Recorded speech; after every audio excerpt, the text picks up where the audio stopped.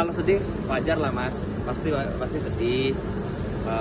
Kita aja yang lihat sedih, apalagi yang ngadepin gitu ya, pasti kan shock dan sedih.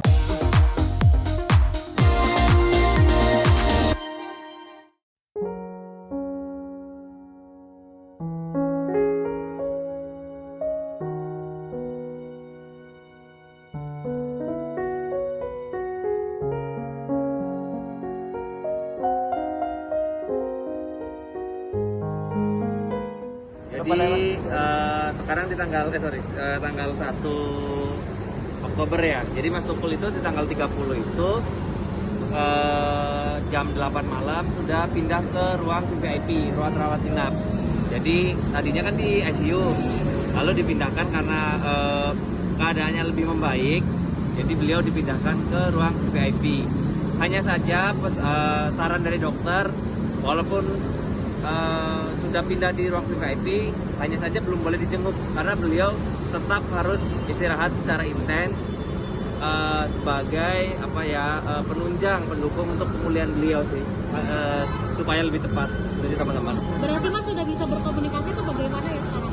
Sudah berkomunikasi, sudah kayak misalkan dokter atau perawat datang, Mas gimana? Pasti dia gini, aman gitu. Tapi untuk berbicara memang dibutuhkan waktu untuk pemulihannya, tapi dia bisa bergumam, bisa mungkin ya lebih bergumam sih, seperti itu. Berarti sedikit Ya sedikit memang harus sedikit demi sedikit harus belajar lagi gitu.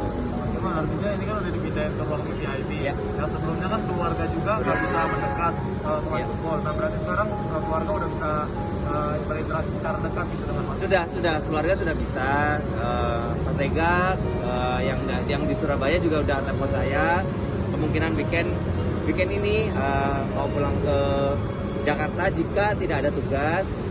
Terus Mbak Vita juga nungguin di sini, Jovan juga sudah nunggu juga, seperti itu, sudah di ruangan. Tapi masih ada pantangan-pantangan itu dari dokter?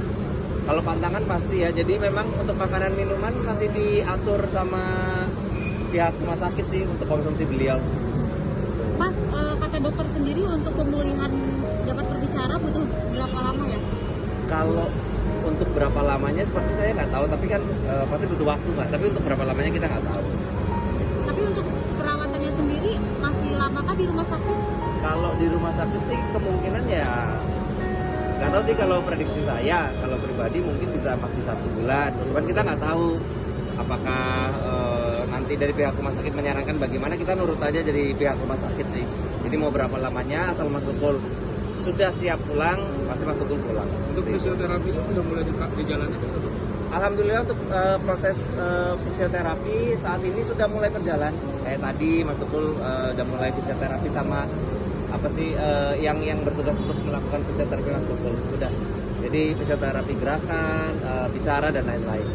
Selama seminggu di rumah sakit ada keluhan nggak sih dari Mas Tukul sendiri? Maksudnya kayak susah untuk ini segala macam, atau belum ada? Kalau keluhan sih nggak ada ya.